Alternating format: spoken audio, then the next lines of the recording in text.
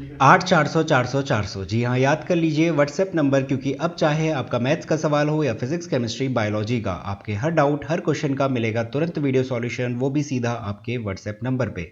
बस अपने फ़ोन में डाउटनट का 8 400 400 400 व्हाट्सएप नंबर सेव कर लीजिए और चैट ओपन कीजिए, और जो भी आपका डाउट है उस सवाल की फ़ोटो खींचनी है, उसे क्रॉप करना है और 5 सेकंड में आपको उसका वीडियो सॉल्यूशन मिल जाएगा। क्लास 6 से 12 IIT, JEE, NEET, CBSE board और सभी स्टेट बोर्ड्स के बच्चों के लिए। तो देर किस बात की, अगर कोई डाउट हो तो 8 400 400 400 पर अपना सवाल व्हाट्सएप कीजिए और अपने सभी डाउट को आउट कीजिए। Link is in description box. Hello everyone, आप सभी का स्वागत है हमारे यूट्यूब चैनल पहला बोर्ड में। और आज की इस वीडियो में मैं डिस्कस करने वाला हूँ कुछ बेहद इंपॉर्टेंट और थोड़े से ट्रिकी क्वेश्चन। और ये क्वेश्चन मैंने सैम्पल पेपर में से सेलेक्ट करे हैं। कुछ 12 से 13 क्वेश्चंस रहने वाले हैं जो इससे प्रीवियस वीडियोस में जो भी मैंने एमसीक्यूज़ की अपलोड करी है कहीं पे भी डिस्कस नहीं करें। तो मिक्स क्वेश्चन रहने वाले हैं, वेरियस चैप्टर से हम लोग इन्हें कर रहे होंगे। और एग्जाम्पल के तौर पे मैंने दो एग्जाम्पल कम्युनिटी टैब में पूछे भी थे जज करने के लिए कि बच्चे कर पा रहे हैं या नहीं कर पा रहे। तो जो 2 क्वेश्चन मैंने पूछे थे उसमें से मैक्सिमम बच्चों ने गलत आंसर दिया है। यहाँ पे आपको नज़र आ रहा होगा। तो जो इनके जो सही आंसर है और क्या इनका एक्सप्लेनेशन है, कहाँ पे बच्चों ने गलती करी हो सकती है, वो सब कुछ मैं यहाँ पे डिस्कस करूँगा। वो दोनों क्वेश्चन भी मैंने यहाँ पे लिए हैं और उसी के जैसे बहुत सारे क्वेश्चन यानी 12 से 13 क्वेश्चन हम लोग इस वीडियो में खत्म कर रहे होंगे। तो बेहद इंपॉर्टेंट वीडियो है, जैसा कि मैं ऑलरेडी बता चुका हूँ, क्योंकि ये क्वेश्चन अगर आप एग्जाम में जा रहे हो उससे पहले करने मस्ट है, क्योंकि ऐसे क्वेश्चन हमसे पूछे जा सकते हैं जहाँ पे सेटिंग इस तरीके से करी गई है ऑप्शन की कि बच्चे कंफ्यूज हो सकते हैं और थोड़ा सा सॉल्यूशन जो करने का तरीका है वो भी चेंज्ड है। तो क्वेश्चन में जाएंगे तब ज़्यादा डिस्कशन करेंगे। तो सबसे पहला क्वेश्चन लेते हैं। हमसे कहता है if alpha and beta are zeros of the polynomial 2y² - 4y+3। मैंने यहाँ पे लिख दिया अल्फा बीटा इसके जीरोज है और हमसे वैल्यू फाइंड आउट करने को कहता है इसकी। ये क्वेश्चन भी मैंने पूछा हुआ था, यहाँ पे नजर आ रहा होगा। यहाँ पे जो मैक्सिमम बच्चों ने आंसर दिया है वो शायद पहला ऑप्शन दिया है, देख लेना कौन सा दिया है। बट इसका जो राइट आंसर है वो सी है। तो 3 बहुत कम बच्चों ने सही आंसर दिया हुआ है। कुल मिला के बात ये है। अब मिस्टेक कहाँ होगी? मिस्टेक यहाँ पे हो रही होगी कि इस पार्ट को कैसे सॉल्व करना है वो समझ में नहीं आ रहा होगा। तो मैं करता हूँ, बट उससे पहले ये जो इक्वेशन है हमारे पास, इसको स्टैंडर्ड फॉर्म के साथ मैं अगर कंपेयर करूँगा, स्टैंडर्ड फॉर्म क्या है? ax² + bx + c। तो a की वैल्यू मेरे लिए क्या होगी? 2 होगी। b मेरे लिए कितना होगा? -4। और c की वैल्यू कितनी होगी? 3 होगी। वेरिएबल कौन है यहाँ पे? y है। बस इतना सा चेंज है। हम सबसे पहले एक काम करेंगे, अल्फा प्लस बीटा निकाल लेंगे। उसने कहा ना अल्फा बीटा इसके जीरोज हैं, तो हमारे पास एक रिलेशन पड़ा होता है alpha plus beta = -b/a। b कितना है? -4 है। माइनस ऑलरेडी लगा रहता है। a कितना हो गया? 2। इसको कैंसिल करोगे तो प्लस का 2 आएगा। ये कैंसिल आउट 2 -2 प्लस 2 हो गया। अल्फा बीटा c/a होता है 3 है अपॉन 2, तो ये हो गया 3/2। ठीक है। तो सम पता है, प्रोडक्ट पता है। अब इन दोनों की मदद से हमें इस चीज़ को सॉल्व करना है। इसको कैसे सॉल्व करना है वो ध्यान से देखना। हम यहाँ पे एक काम करेंगे कि अल्फा प्लस बीटा और अल्फा बीटा बन जाए, इस तरीके से काम करेंगे। सबसे पहले देखो यहाँ से मैं अल्फा बाहर निकाल लेता हूँ। देखो दोनों जगहों पे दोनों टर्म के साथ अल्फा है तो मैंने एक बाहर निकाल लिया। बीटा भी दोनों टर्म में है तो मैंने बीटा भी बाहर निकाल लिया।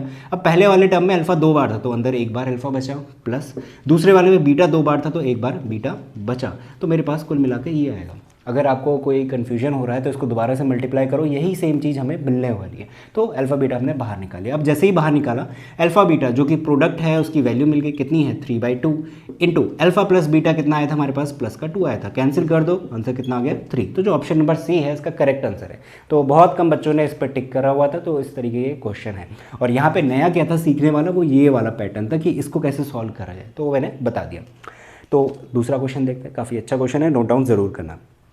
अगला क्वेश्चन है, ये भी अच्छा है। ये ट्रिग्नोमेट्री से रिलेटेड है, हो सकता है कि नहीं करा हो, बट मैंने प्रीवियस किसी भी वीडियोस में ये वाला क्वेश्चन डिस्कस नहीं करा इस टाइप का। तो क्वेश्चन कुछ इस तरीके से है, if x = r sin a cos b, y = r sin a sin b, z = r cos a। हमसे वैल्यू मांगता है x² + y² + z² कितना होगा। तो बस कुछ नहीं करना है, x की वैल्यू उठा के यहाँ पे रख दो। x² कर लेते हैं, x² करूँगा तो r² sin² a cos² b बन जाएगा। तो लिख लेते हैं r² sin² a cos² b plus का इसका भी स्क्वायर यानी कि r² sin² a sin² b। यहाँ पे हमें साइन कॉस इन सब चीज़ों पे बहुत अच्छे से ध्यान देना है, ठीक है। दूसरा वाला प्लस का z², ये हो गया प्लस r² cos² कितना है? a है। ठीक हो गया। अब यहाँ पे हमारे पास जो आइडेंटिटी है ना sine square theta plus cos square theta is equal to 1 वाली ट्रिग्नोमेट्री की मैं बात कर रहा हूँ और वही हमारा पेपर में पूछा जाने वाला है, तो वही आइडेंटिटी का यूज़ करके इसका आंसर आने वाला है। क्योंकि नज़र डालो ऑप्शंस पे नज़र डालो, हमारे पास जितना भी कुछ है आर के रिस्पेक्ट में आंसर आ रहा है, यानी कि ये जो साइन ए कॉस बी ये सब कुछ नज़र आ रही है हमें हटाने पड़ेंगे। ये हटेंगे कैसे, कुछ कॉमन वगैरह लेके। देखो सबसे पहले वाले में जो पहला टर्म है और दूसरा टर्म है, इसमें देखो क्या कुछ कॉमन निकल सकता है बाहर। देखो दो चीज़ें कॉमन निकल सकती है, एक तो आर स्क्वायर मुझे नज़र आ रहा है, ठीक है बाहर खींच लेंगे। दूसरा मुझे नज़र आ रहा है साइन स्क्वायर है कॉमन है, तो बाहर खींच लो इन दोनों को। तो इन दोनों को बाहर खींचेंगे तो आर स्क्वायर साइन स्क्वायर ए, अंदर पहले वाले टर्म में बच जाएगा कॉस स्क्वायर बी, प्लस दूसरे वाले टर्म में बच जाएगा कितना साइन स्क्वायर बी, ठीक है, plus third term as it is, उसमें से कुछ भी कॉमन हमने नहीं निकाला, ये हो गया। अब इसकी वैल्यू देखो sine square theta plus cos square theta is equal to क्या बोला 1 होता है। अब यहाँ पे थीटा क्या है, दोनों के पास एंगल क्या है बी है, सेम है, यानी कि इसकी वैल्यू कितनी हो जाएगी 1 हो जाएगी। इससे मल्टीप्लाई कर लोगे तो हो गया r square sine square A plus r square cos square A. इन दोनों में कॉमन आर स्क्वायर बाहर निकल सकता है, निकाल दिया मैंने बाहर और इसको बाहर इस तरीके से लिख दिया, ब्रैकेट लगा दिया, अगले स्टेप में करेंगे बट मैंने यहीं पे कर दिया। इन दोनों की वैल्यू अगेन क्या हो जाएगी 1 हो जाएगी, क्योंकि एंगल सेम है इनके पास। तो आर स्क्वायर से मल्टीप्लाई होगा तो आंसर कितना हो जाएगा R square into 1 R square, यानी कि जो ऑप्शन नंबर बी है हमारे पास वो करेक्ट हो जाएगा। तो बस यहाँ पे कैलकुलेशन है, कैलकुलेशन के बाद हमें थोड़ा सा दिमाग लगाना है कि कैसे सेटिंग करी जाए जहाँ से मेरे पास आइडेंटिटी मिल जाए, उसकी वैल्यू 1 करो और आर के रिस्पेक्ट में रिलेशन आ जाएगा। तो क्वेश्चन आसान है बट पहली बार कर रहे हो तो थोड़ा कन्फ्यूजन रहता है, नोट डाउन जरूर करना। अगला क्वेश्चन देखते हैं, थर्ड क्वेश्चन, ये हमारे पास इंपॉर्टेंट है, इस तरीके के क्वेश्चन पूछे जाएंगे और ये एलसीएम और एचसीएफ से रिलेटेड वाले क्वेश्चन है और प्रीवियस वीडियोस में इस तरीके के क्वेश्चन हमने डिस्कस करे हैं। अगेन मैंने ले लिया ताकि थोड़ा सा जिन बच्चों को नहीं पता वो पता कर सके, और कब हमें एलसीएम करना है कब हमें एचसीएफ करना है ये ज़्यादा इंपॉर्टेंट रहता है इस क्वेश्चन में। अब मैं वो भी बताऊंगा कैसे देखना होता है। तो क्वेश्चन शुरू करते हैं। सबसे पहले देखो क्या कहता है, a field is surrounded by a circular track. एक मेरे पास फील्ड है जो कि सर्कुलर शेप में है, ठीक है, ये ट्रैक हो गया हमारे पास। यहाँ पे कहता है Ravi takes 24 minute to complete 1 round and Rohan takes 27 minute to complete the same. Rohan और रवि दो बंदे हैं और ये दोनों क्या कर रहे हैं, यहाँ पे मान लेता हूँ ये स्टार्टिंग पॉइंट है, इस सर्कुलर ट्रैक के चक्कर मार रहा है, ठीक है। जो रवि है वो कितने मिनट ले रहा है हमारे पास 24 मिनट ले रहा है, ठीक है 24 मिनट, और रोहन हमारे पास कितना ले रहा है 27 मिनट ले रहा है, ठीक है। ओके एक राउंड मारने में इतना टाइम लिया जा रहा है। आगे बात करते हैं, if they both start at the same time and move in same direction, अगर सेम डायरेक्शन में और सेम टाइम पे ये दोनों चलना शुरू करें, मान लेते हो इस तरीके से घूम रहे हैं, हमसे पूछता है after how much time will they meet again after the starting point. तो ये अगेन दोबारा कब मिल रहे होंगे स्टार्टिंग पॉइंट पे, ठीक है। ध्यान से समझना है इस चीज़ को क्या हो रहा है, पहले तो मैं वो बता देता हूँ। सपोज दैट जो रवि है उसने स्टार्टिंग पॉइंट पे गया, यहाँ पे खड़ा हुआ, तो उसने चक्कर मारना शुरू करा, ठीक है। वो जब एक चक्कर लगा रहा होगा तो उसके 24 मिनट कंप्लीट हो चुके होंगे, यानी इतनी जल्दी वो चक्कर मार दे रहा है। रोहन भी उसी टाइम पे स्टार्ट करेगा बट वो जो टाइम ड्यूरेशन ले रहा है वो थोड़ा धीरे भाग रहा होगा, तो उसने 27 मिनट लेने हैं, बट राउंड क्या होगा एक होगा। बट एक चीज़ समझना, जब ये लोग एक राउंड मार रहे हैं तो इनका 24 और 27 मिनट से ज़्यादा ही टाइम लगने वाला है, क्योंकि जो रवि है और रोहन है इनको एक राउंड के बाद दोबारा चक्कर मारने पड़ेंगे, और कभी ना कभी एक ऐसा पॉइंट आएगा कुछ टाइम के बाद जो कि 24 मिनट और 27 मिनट से ज़्यादा होगा ऑफकोर्स, जहाँ पे दोनों के दोनों आकर मिल रहे होंगे। ये एक छोटा सा लॉजिक लगेगा, और एक और छोटा सा लॉजिक लगेगा क्या, कि हमेशा जो भी एलसीएम होता है हमारे पास, आप लोग चेक कर लेना इसके बाद, जो भी एलसीएम होता है किसी भी नंबर का, ए और बी मैंने नाम के ले लिए, उनसे हमेशा या तो बड़ा या फिर उनके किसी ना किसी एक नंबर के बराबर होगा, ठीक है। ये चीज़ ध्यान में रखना, एलसीएम हमेशा चेक कर लेना इसके बाद कभी भी जब आप देखोगे। और एचसीएफ हमेशा क्या होता है, उन दोनों नंबर से जिसका भी आप निकाल रहे हो उनके या तो किसी एक के बराबर होगा या फिर उनसे हमेशा छोटा होगा। हाईएस्ट कॉमन फैक्टर हमेशा छोटा होता है या फिर उनके किसी के एक के बराबर, एलसीएम हमेशा बड़ा या उनसे किसी एक के बराबर। अब जैसा कि मैंने यहाँ पे बताया, इनको एक राउंड पे तो इनका काम नहीं बनेगा, है ना। रोहन और रवि दोनों को एक राउंड से ज़्यादा चक्कर मारना है, और जैसे ही ये एक राउंड से ज़्यादा चक्कर मारेंगे तो इनका जो टाइम है 24 और 27 मिनट से ज़्यादा आने लगेगा। और जब ज़्यादा आ रहा है, यानी कि हमें पता है जब भी 24 और 27 से ज़्यादा वैल्यू निकल रही है तो हमें क्या निकालना चाहिए, एलसीएम निकालना चाहिए, ना कि एचसीएफ निकालना चाहिए। खुद ही सोचो, अगर आप एचसीएफ निकाल के रख दोगे और 12 आ गया मान लेते, जो कि आएगा नहीं, बट मान लेता हूँ कि 12 मिनट आ गया इसका एचसीएफ, और अगर 12 आया तो 12 मिनट के अंदर ना रवि चक्कर मार पाएगा ना रोहन चक्कर मार पाएगा, तो उसका कोई लॉजिक ही नहीं बनता। तो एचसीएफ हम लोग नहीं निकाल रहे होंगे, हम लोग एलसीएम निकालेंगे, और 24 और 27 का एलसीएम आप लोग निकालना, फैक्टर करने हैं, बहुत ही आसान है। 216 मिनट इसका आंसर आएगा। अब जो क्वेश्चन की स्टार्टिंग है ना, क्वेश्चन तो अभी शुरू हुआ ही नहीं था, क्वेश्चन जो स्टार्टिंग है यानी कि जो क्वेश्चन हमसे पूछ रहा था वो एक्चुअली यहाँ पे काम करना होता है हमें। यहाँ पे क्या काम करना है, एलसीएम वगैरह आपने निकाल दिया, ठीक है, एलसीएम आपको आता है 216 मिनट आया है, इतना ध्यान रखना। इसके बाद जो ऑप्शंस पे नज़र डालोगे तो यहाँ पे तो आवर में दिया हुआ है, घंटों में दिया हुआ है हमारे पास, तो हमें इस 216 मिनट को घंटों में चेंज करना है, यानी कि कितने घंटे लग रहे होंगे। तो सिंपल सा लॉजिक लगाओ, आप ये सोचो कि आपके जब 1 घंटा होता है तो कितने मिनट हो जाते हैं, 60 मिनट हो जाते हैं, ठीक है, 1 घंटा 60 मिनट मान लेते हैं, प्लस इसमें 60 और जोड़ दिया तो 2 घंटे हो गए, इसमें 60 और जोड़ दिया तो 3 घंटे हो गए, है ना, ये 3 आवर के बराबर हो गया। और ये 3 आवर कितने मिनट के बराबर हो गया, 180 मिनट, इन सबको ऐड कर लो ना, यानी 180 मिनट के अंदर कितने घंटे हो रहे हैं, 3 घंटे हो रहे हैं। हमें कितने का चाहिए, 216 का हिसाब चाहिए, तो 180 में 3 घंटे हो रहे हैं, और इन दोनों के बीच में आप डिफरेंस निकालो, किसके, 216 और 180 के बीच में डिफरेंस निकालो, तो कितने मिनट का गैप आएगा, 36 मिनट का गैप आएगा, यानी कि 1 घंटा और नहीं हो रहा है, यानी 4 घंटे नहीं हो रहे। इस वजह से मैंने 3 ही बार ऐड करा, चौथी बार करोगे तो 240 आ जाएगा, बट 240 मिनट हमारे नहीं आ रहे। तो देखो टाइम कितना हुआ है, 3 घंटे, और एक्स्ट्रा कितने और मिनट बचे हैं, 36 मिनट, तो 3 hour 36 minute is our right answer. तो क्वेश्चन आसान है, बस यहाँ पे थोड़ी कॉम्प्लेक्सिटी हो जाती है, जहाँ पे बच्चे कन्फ्यूज होते हैं कि कैसे इसको चेंज करें, तो बहुत ही सिंपल आसान तरीका मैंने बताया, इसको नोट डाउन जरूर कर लेना। अगला क्वेश्चन देखते हैं।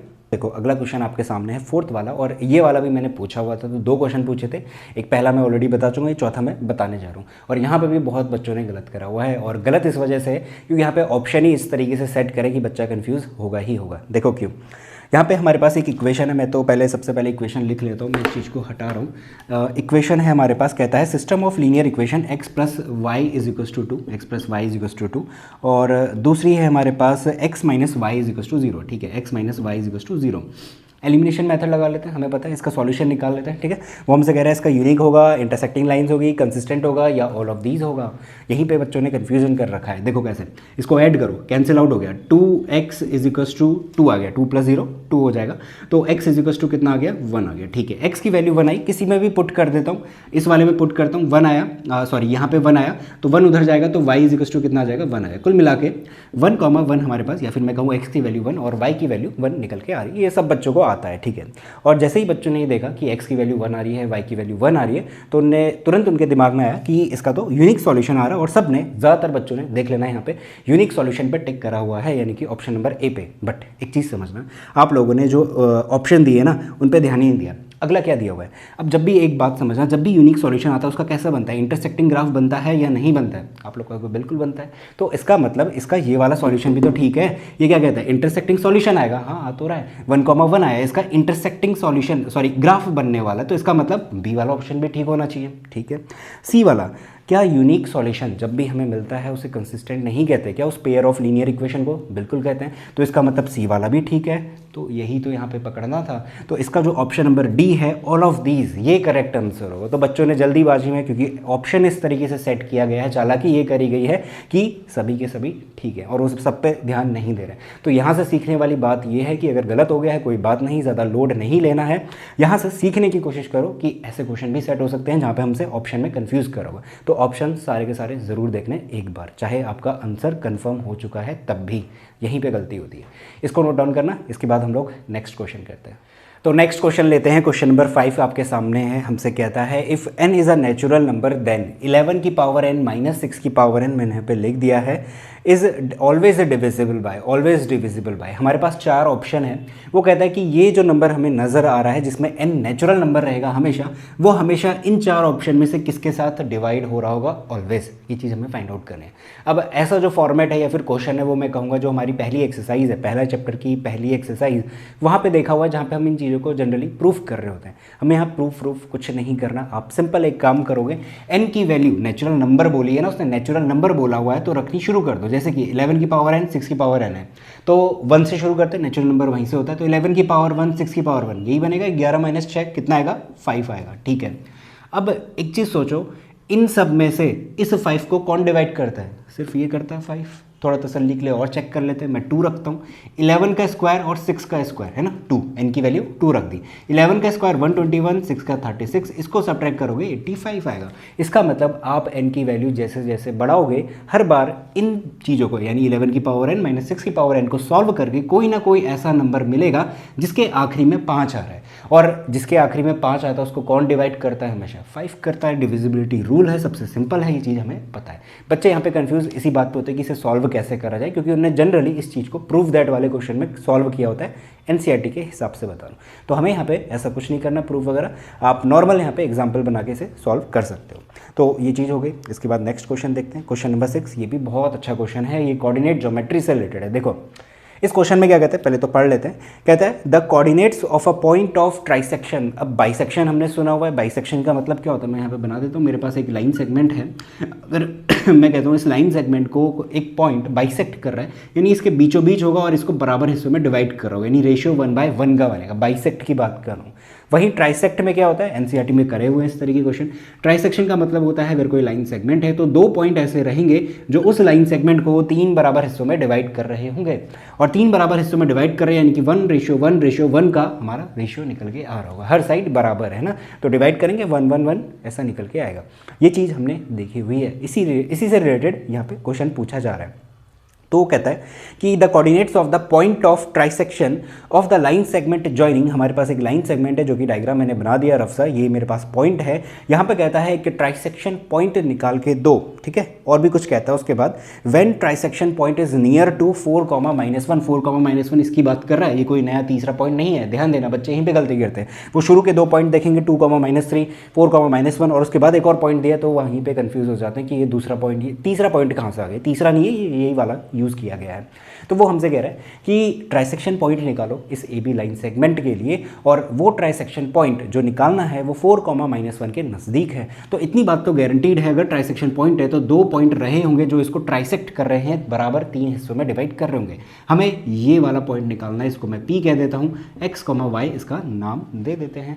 ये पॉइंट निकालना है क्योंकि ये 4,-1 के नज़दीक है, और बाकी सारे रेशियोज तो 1:1 है ही, क्योंकि उसने ट्राइसेक्ट बोला हुआ है। ये क्या है क्या नहीं है, निकालना है या नहीं निकालना है, कुछ नहीं करना है, इसके साथ कुछ भी नहीं करना है आपको, बस इस पे ध्यान दो P के लिए। अच्छा, अब आपके पास रेशियो क्या हो गए, फिर 1 + 1 कितना हो गया, ये 2 हो गया पूरा कंप्लीट, क्योंकि हमें सिर्फ ये निकालना है, और इसके लिए रेशियो मैं देखने जा रहा हूँ, और इसके लिए रेशियो बन गया है 2:1 का। तो बस हमारे पास क्वेश्चन सॉल्व हो गया। इस फॉर्मूले में पुट कर दो, Px, y मुझे चाहिए, निकाल लेते हैं। m की वैल्यू 2 है, n की वैल्यू 1 है। mx2 यानी कि 2 × 4, इसको x1 y1 कह देते हो, ये हो गया मेरे पास x1 y1, इसको हम x2 और y2 कह देते हैं।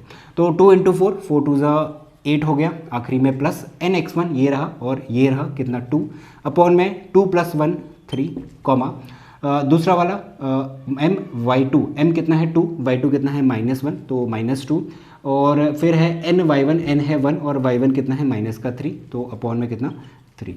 तो इसकी वैल्यू सॉल्व कर लो, ये आ गया 8 9 10 10/3, ठीक है 10/3, वैसे क्वेश्चन यहीं पे सॉल्व हो चुका है, माइनस का 5/3, क्योंकि 10/3 से रिलेटेड सिर्फ और सिर्फ ऑप्शन सी है, तो उस पर टिक मार देंगे सीधे सीधे। दूसरा y निकालने की ज़रूरत भी नहीं थी कैलकुलेशन, तो टाइम बचेगा, ये पेपर के हिसाब से मैं बता रहा हूँ आपको।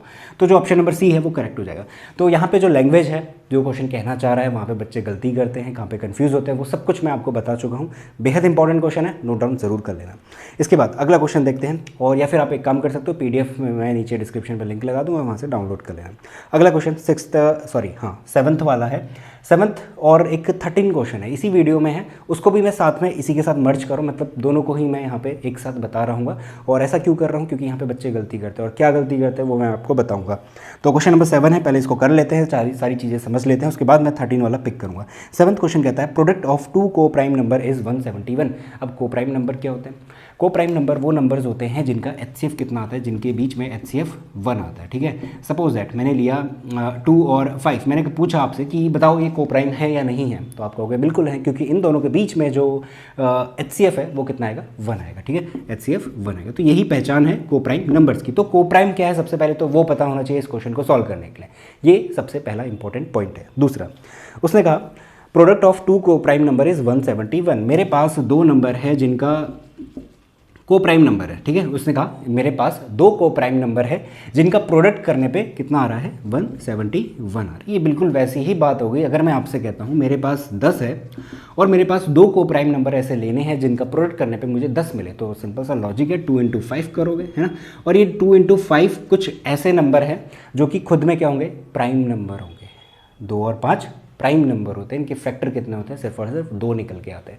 तो गारंटीड है ए और बी ये दोनों भी क्या होंगे, प्राइम नंबर होंगे और इनका जो HCF आ रहा होगा वो 1 आ रहा होगा और इनका प्रोडक्ट कितना हो गया 171 हो गया। अब यहाँ पे आपको सबसे पहला ये काम करना है कि 171 के फैक्टर निकालना है और इसके जो फैक्टर आते हैं ना वो 19 × 9, ये 9 जा जाएगा, ठीक है। 19 9 जा 171 होता है, तो 19 × 9 करने पे मुझे 171 मिल रहा है।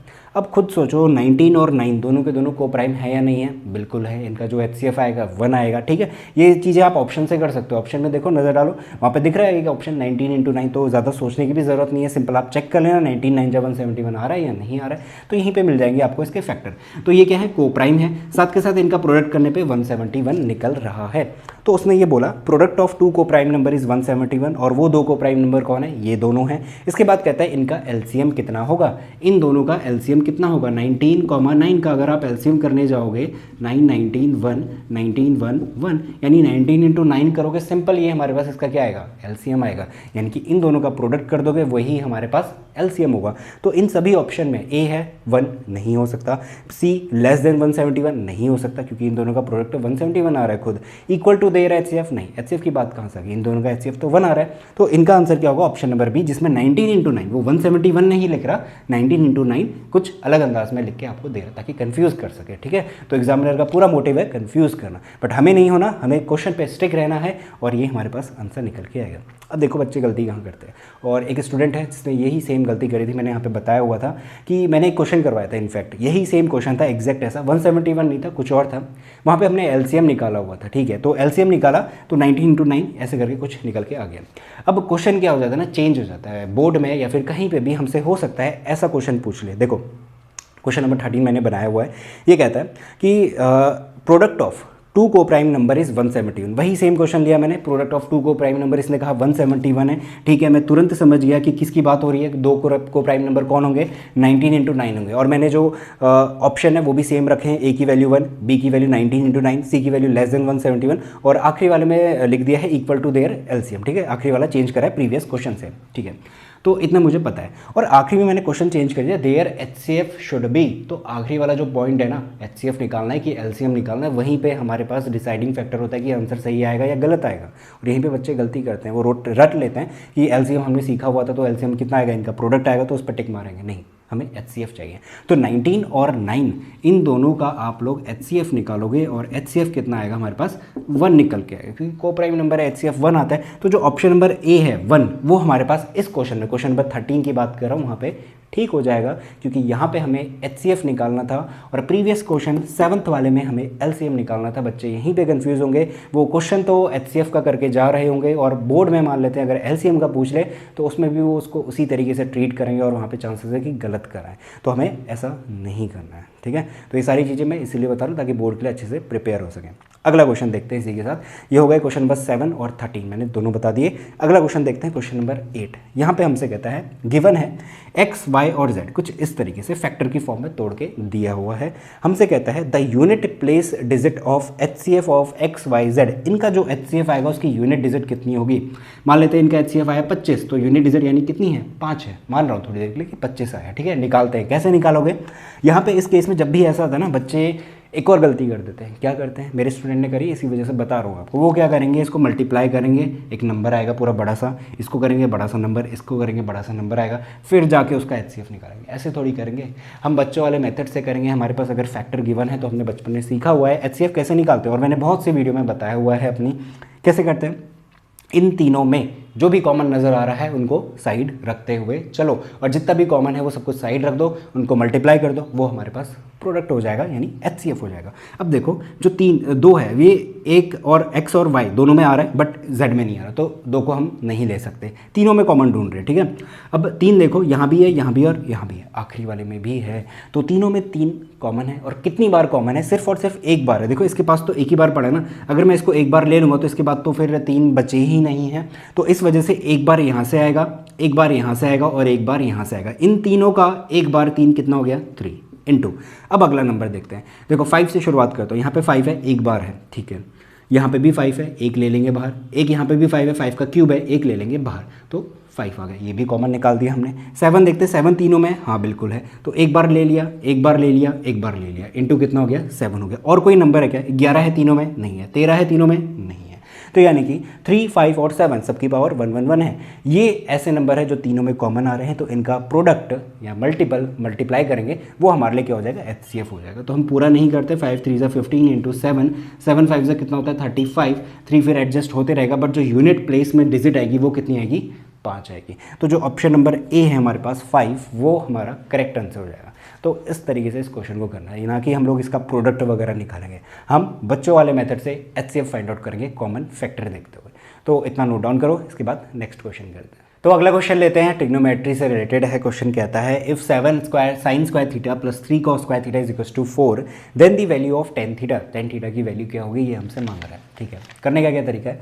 sin square theta cos square theta नज़र आ रहा है, यानी कि यहाँ पे जो sin square theta plus cos square theta is equals to 1 वाली जो आइडेंटिटी है ना, सबसे बेसिक आइडेंटिटी, और यही हमारे कोर्स में है इस बार, तो इसी का हम लोग यहाँ पे इस्तेमाल करेंगे। कैसे करोगे? देखो ये जो sin स्क्वायर थीटा है ना, यहाँ से क्या मैं इसकी जगह पे 1 माइनस cos स्क्वायर थीटा लिख सकता हूँ, यहाँ पे sin स्क्वायर थीटा की जगह पे बिल्कुल लिख सकते हैं, ठीक है। और ये वाला जो cos स्क्वायर थीटा है ना, इसको मैं चेंज नहीं करूँगा, क्योंकि sin स्क्वायर थीटा को हम cos स्क्वायर थीटा में लेकर आ रहे हैं ताकि सॉल्व हो सके, और इसको भी अगर हम साइन में चेंज कर देते हैं तो फिर से साइन और cos में हो जाएगा। तो ऐसा हमें नहीं करना, या तो हम पूरा cos में बनाएंगे या फिर हम पूरा साइन में बनाएंगे। तो मैं cos में बना रहा हूँ, मल्टीप्लाई कर लो, 7 माइनस का 7 cos square theta plus 3 cos square theta is equals to कितना? 4। 7 उधर जाएगा हमारे पास, ये हो जाएगा 4 माइनस 7, चलो इसको इधर भेज लेते हैं, 4 इधर भेजते हैं, तो 7 माइनस 4 इज इक्वल्स टू ये प्लस माइनस होंगे, माइनस 7 प्लस 3, तो ये हो जाएगा हमारे पास 4, और उधर जाके प्लस का 4 cos स्क्वायर थीटा, 7 माइनस 4 हो गया 3, तो 3 is equals to 4 times of cos square theta. ये बन गया 3/4 is equals to cos square theta, और cos थीटा की वैल्यू आ गई √3/2, ठीक है, स्क्वायर रूट कर दिया हमने, तो √3/2, ठीक है, इतना मिल गया। अब यहाँ पे ये देखो कि cos theta is equals to इतना आया है, ये जो √3/2 है ना, cos की एक वैल्यू है, या फिर मैं कहूँ एक एंगल है जहाँ पे ये आंसर हमें मिल रहा होता है। किस एंगल पे मिलता है? 30 डिग्री पे मिलता है, या फिर मैं कहूँ आपसे cos 30 इज इक्वल्स टू होता है हमारे पास √3/2, तो उस √3/2 की जगह पे मैंने cos 30 डिग्री लिख दिया, ठीक है। हम लोग लिख सकते हैं ताकि मैं यहाँ से tan 30 निकाल सकूँ, सॉरी थीटा निकाल सकूँ, एंगल निकाल सकूँ।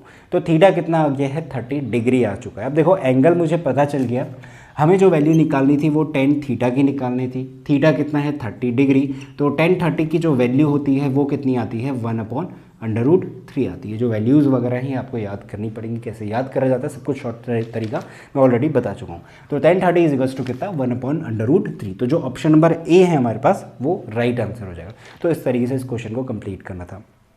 अगला क्वेश्चन देखते हैं, इसको नोट डाउन कर लेना अच्छे से।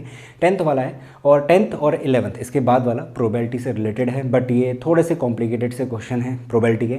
और कॉम्प्लिकेटेड इस वजह से क्योंकि यहाँ पे जो क्वेश्चन है उसको बच्चे अच्छे से रीड नहीं करते, क्वेश्चन क्या पूछा जा रहा है, और प्रोबेबिलिटी ज़्यादा प्रैक्टिस नहीं करते क्योंकि काफ़ी आसान लगता है, बट क्वेश्चन इस तरीके पूछे जा सकते हैं जहाँ पे बच्चे मैक्सिमम गलती करते ही करते हैं। ये वाला क्वेश्चन है, और इसमें जो मैक्सिमम बच्चे आंसर देंगे वो ऑप्शन नंबर ए देते हैं, यानी कि 1/10। क्यों देते हैं, क्या लॉजिक लगाते हैं, सब कुछ बताऊँगा, और कहाँ गलती करते हैं वो भी बताऊँगा। क्वेश्चन कहता है प्रोबेबिलिटी ऑफ नॉट गेटिंग। देखो सबसे बड़ी गलती यहीं पे होती है, नॉट गेटिंग हमें निकालना है।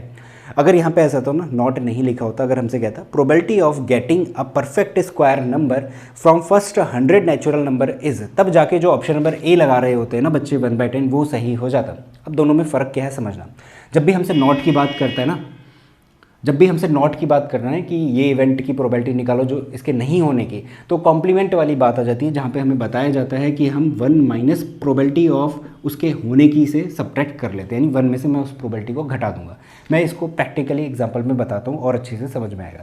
मैं यहाँ पे एक काम करने वाला हूँ कि ये जो काम करने के लिए हमसे कह रहा है नॉट गेटिंग का, मैं इसको नॉट थोड़ी देर के लिए हटा देता हूँ। मैं यहाँ पे ये निकालने वाला हूँ probability of getting a perfect square number from first 100 natural number. मैं होने की प्रोबेबिलिटी फाइंड आउट कर रहा हूँ, ठीक है। मैं इसको ए नाम दे देता हूँ और प्रोबेबिलिटी किस बात की निकालनी है, 1 से लेकर 100 नंबर के बीच में वो नंबर्स मुझे लेने हैं जिनका परफेक्ट स्क्वायर निकल के आ रहा होता है। किसका आता है, 1 का स्क्वायर होता है। किसका होता है, 1 का स्क्वायर 1 आता है, ठीक है, नेचुरल नंबर है। 4 होता है, उसका स्क्वायर कौन होता है, 2 का स्क्वायर निकल के आ रहा होता है। 1 का स्क्वायर 1, 2 का स्क्वायर 4, 3 का स्क्वायर एक 9 होता है। तो 1 4 9 ये सारे जो नज़र आ रहे हैं ये हमारे लिए फेवरेबल है क्योंकि इनके परफेक्ट स्क्वायर निकल के आ रहे होते हैं।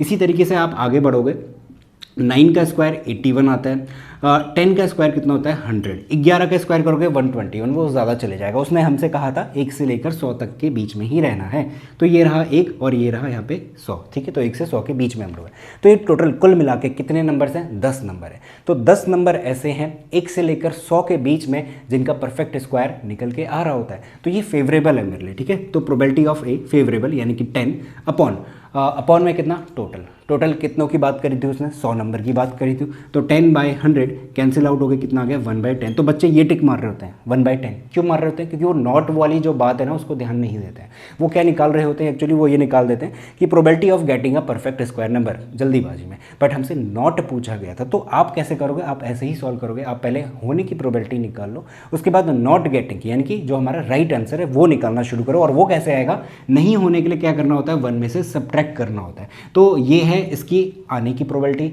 हमसे पूछा था ना आए इस बात की प्रोबेबिलिटी, तो 1 - 1/10 एलसीएम ले लो, सीधे मिल जाएगा 9/10। तो जो ऑप्शन नंबर डी है वो हमारा करेक्ट आंसर होगा। तो यहाँ पे सारा खेल इस नॉट का है। आप लोग पहले ट्राई करना उसके होने की प्रोबेबिलिटी निकल जाए और उसके बाद 1 में से घटा देना, तो उसके नहीं होने की प्रोबेबिलिटी निकल के आएगी और ऑप्शन नंबर डी है जो हमारे पास 9/10 वो करेक्ट आंसर हो जाएगा। तो ये जो मिस्टेक है वो मैंने आपको गिना दी कि ये बच्चे मैक्सिमम मिस्टेक इसमें कर रहे होते हैं। अब मैं आपको अगला क्वेश्चन ले चलता हूँ जहाँ पे अगेन प्रोबेबिलिटी से पूछा गया है। क्वेश्चन कुछ इस तरीके से, अ कॉइन इज टॉस्ड 3 टाइम्स, एक कॉइन है जिसे 3 बार उछाला गया।